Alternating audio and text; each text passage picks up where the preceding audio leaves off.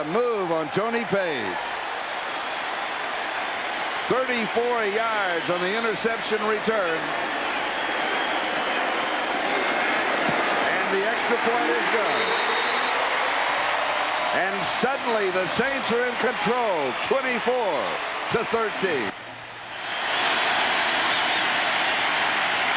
Reno over the middle to Bobby Humphrey. And he's got the first down. 8 yards to the 42-yard line. Well, it's all well and good that New Orleans gets caught up in the revelry of, hey, we're up by 11 points and everything's great. Don't forget, there's 8 minutes and 50 and counting. And if they continue to give up first downs, that's plenty of time for Marino to get 2 touchdowns, especially now that he's going with the no-huddle offense. Marino drills this one. It is incomplete at the 36-yard line. It was Clayton. He couldn't hang on to it. It'll be second down and 10. Would have been a tough catch for Clayton in the seam. Marino steps up to avoid the rush. Right in the seam. Take a look at 83. The ball's thrown a little bit low. That would have been a tough catch. So bring it back to the 42-yard line. It is second down and 10. 8 minutes and 40 seconds left in the ballgame. Saints 24, Dolphins 13. Now finally Keith Jackson gets a chance to go out and maybe catch some passes. There he is, number 88, standing on the hash mark there at the 81-yard line. He's been non-existent as a pass catcher up to this point. And Humphrey gets it on the draw, 47-yard line of the Saints. First down, Sam Mills with the tackle. He picked up 11 yards, and they continue now with the no-huddle except for an incomplete pass.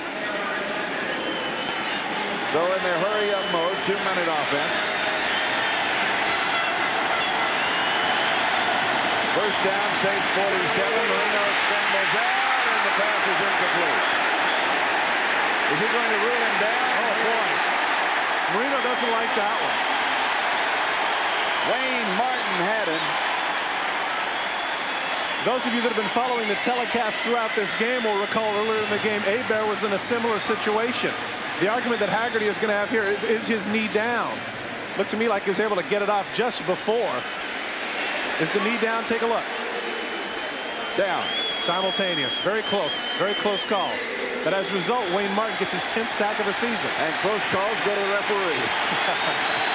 48-yard line. Second and 15.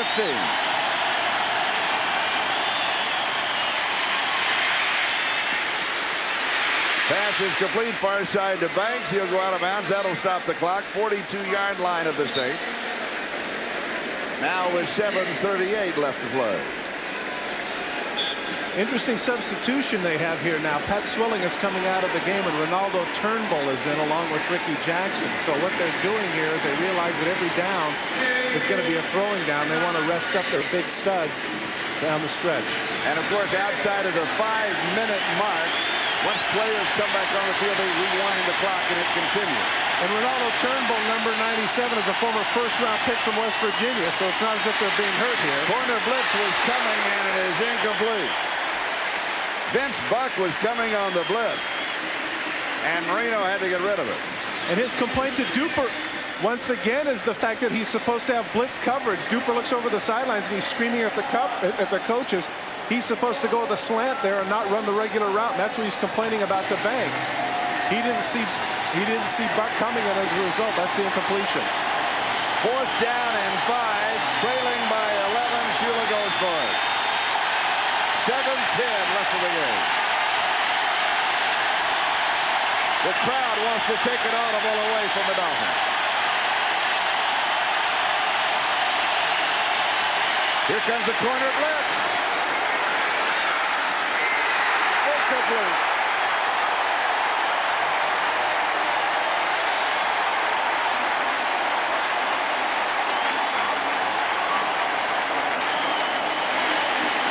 Did you see the look on Marino's face? Who was that man? He looked around, and it was the corner blitz. It was Vince Buck. Here it comes from the right of your screen. Once again, Vince Buck catches him from the backside. Man-for-man coverage, and that's a nice job there on the part of Jimmy Spencer. He knew right here he just wants to wave his arms around. He doesn't need an interception. It's fourth down.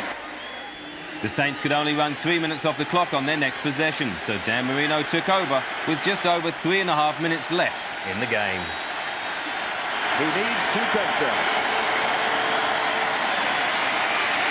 As pressure drops this one off to Humphrey, and he is out to the 24-yard line. It'll be 2nd down and 6. Swilling with the tackle. 7 in the secondary for the Saints. This has got to be tough on Marino at this point, knowing that they're just pinning their ears back and coming. The Saints heading into this day, and they certainly haven't heard that with the 4 sacks today, leading the NFL in sacks. Far side, Duper incomplete. 3rd down and 6. Duper's concentration seems to be lost after that last play where he didn't jump, and also the play that he had before where he didn't have the blitz coverage correct. That becomes a little bit frustrating to both receiver and quarterback. But give credit to Steve Sidwell and his game plan as defensive coordinator for the New Orleans Saints. He did some things that he ordinarily hasn't done coming into this game, knowing that if he stood pat, Marino would pick them apart. Pitch Goff with a fumble recovery for the touchdown. Vince Buck with the interception for the touchdown. The defense leads them once again. 3rd down and 6, far side, almost intercepted. Oh, Toy Cook. It would have been an early Christmas for the Toy Man. Ah, those tackified gloves. Clayton cuts to the outside. He anticipates it perfectly. It sticks. Oh, at the last minute, it doesn't stick. Would have had a walk into the end zone, and that would have been the 3rd touchdown for the defense. 4th down and 6, and of course they go for it now with 3:13 remaining. The ball at their own 24-yard line. The Saints chasing the 49ers in their division with an 8-3 record. The Dolphins with 8-3. They're chasing Buffalo.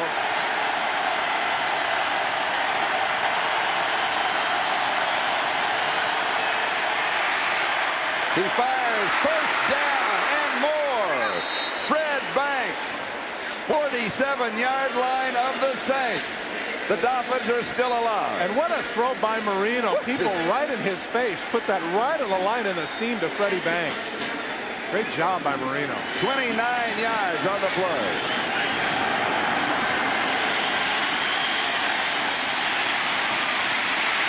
And he's sacked.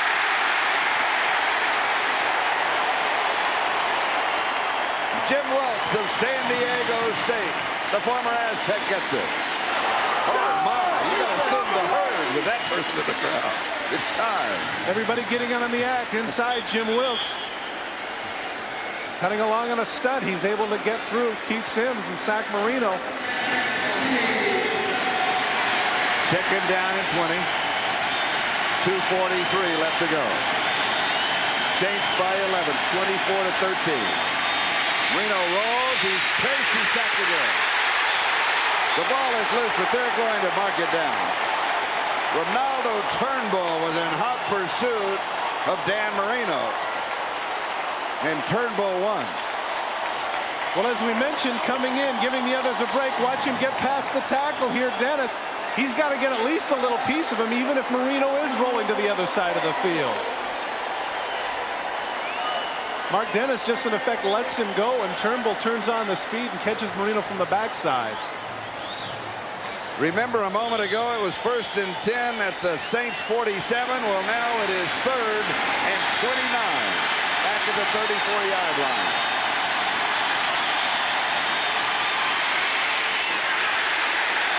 The middle screen. It'll be 4th down. And you saw that 5th sack. That is the most that Marino has been sacked in one ball game in his career. Well, you can talk all you want about the quick release, but if people are going to be in your face constantly, you're going to go down. And really what the 5 sacks don't necessarily represent all the hurries that he's had and all the times that he's thrown and gotten knocked down.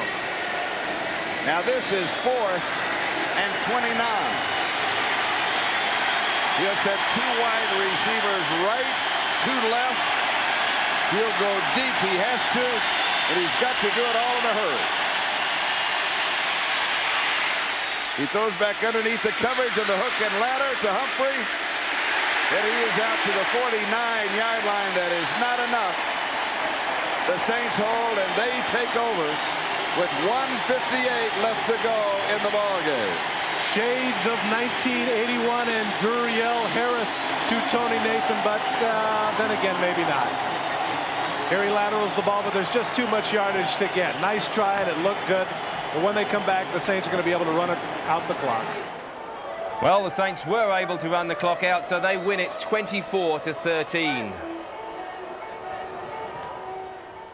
Well, it's been said that the best defense is good offense, but that was just the opposite today, as the New Orleans Saints proved, as Marino was sacked 6 times and the Dome Patrol dictated the flow of the game. That's a huge win for the Saints as they continue to put pressure on the 49ers in the NFC West, who play the Eagles later tonight.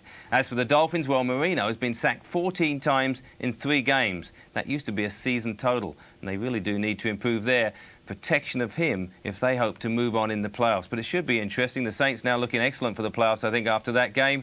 And, well, Miami, it's going to be a tough road. I don't think they're going to overtake the Bills because of the Bills' schedule as much as anything. And, of course, Miami has the 49ers next week, so it doesn't get any easier for them. Now let's take a look at the games we've been following today.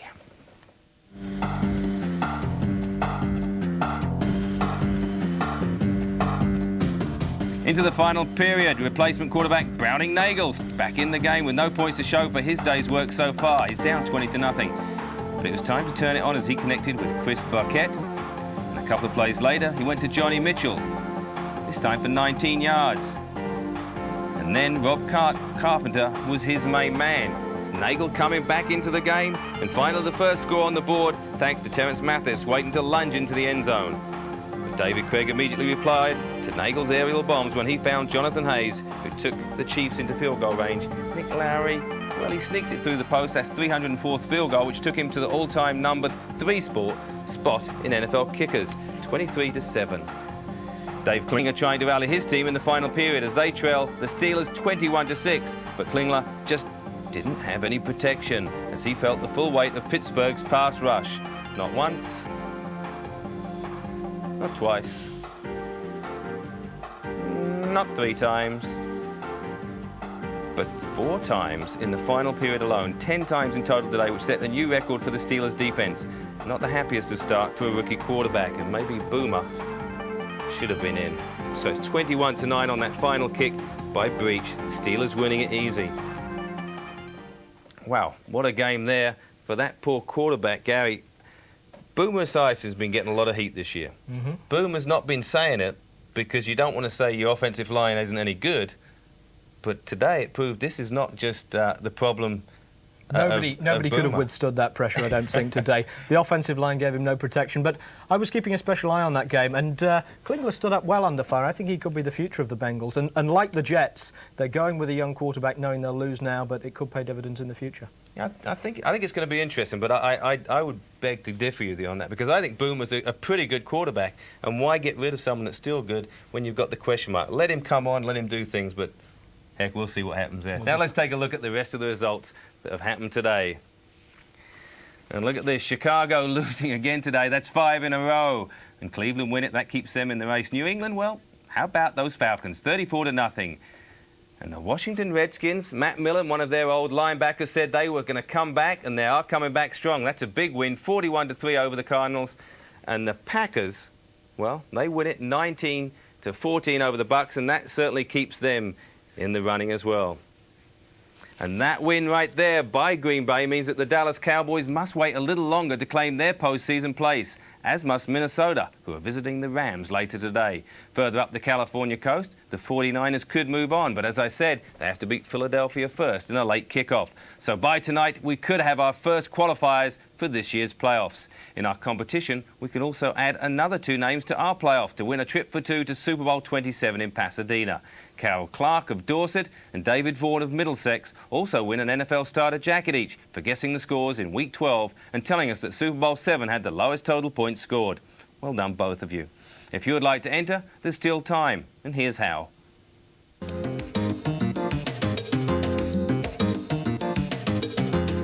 Just give us a call on 0891 300 700 and answer all 4 questions. First, will the Dallas Cowboys beat the Denver Broncos? Emmitt Smith and his 9-2 Cowboys hopes are riding high. But can they tame John Elway and the Broncos' dominance in Mile High Stadium? 2nd. Can Miami beat San Francisco? Marino and his more than competent receiving corps travel out west to face the in-form 49ers and the record-breaking Jerry Rice. This game should be a good guide to Super Bowl potential.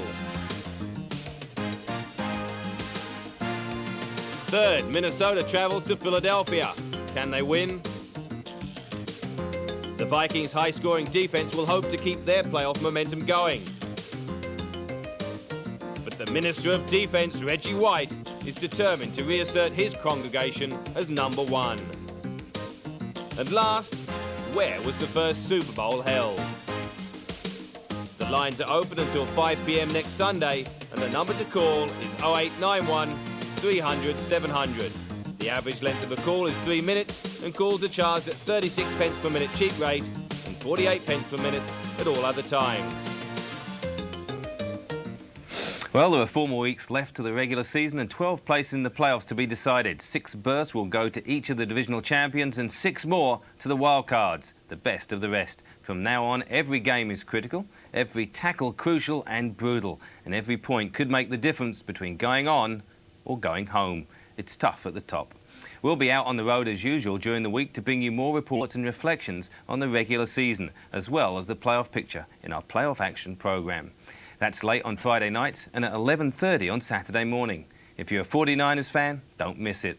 Meanwhile, we'll be back on the satellite from Atlanta with the best action on Sunday at 8:30. So until next time, from Gary, myself and the whole team from over here in America, good night.